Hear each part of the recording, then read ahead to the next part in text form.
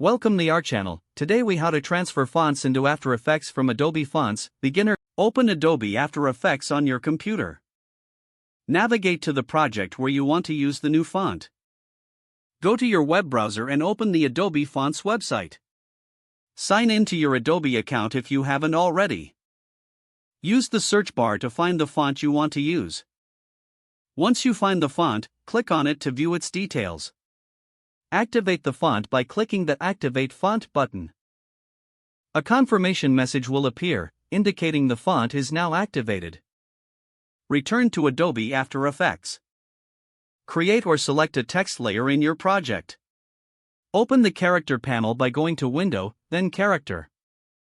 In the Font drop-down menu, scroll to find your newly activated font. Select the font to apply it to your text layer. Adjust the font size, color, and other properties as needed. If you do not see the font, close and reopen After Effects. Once reopened, check the Character panel again for your font. Now you can continue editing your project with the new font. Save your project to preserve the changes made. If the page does not load, refresh the browser or try again in a private or incognito window. Make sure you are using the correct email address, then retype it carefully to avoid small typos. If your password is not accepted, use the reset option and create a new strong password you can remember. Check your spam folder for verification or security emails, then complete any requested confirmation steps.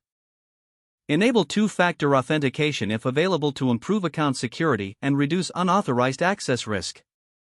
After signing in, review your profile details so your contact information and settings are accurate and current. If you see an error message, note it down and try again after restarting your device and internet connection.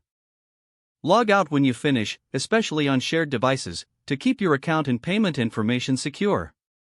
If the page does not load, refresh the browser or try again in a private or incognito window. Make sure you are using the correct email address, then retype it carefully to avoid small typos. Don't forget to like this video and subscribe to our channel for more step-by-step tech guides.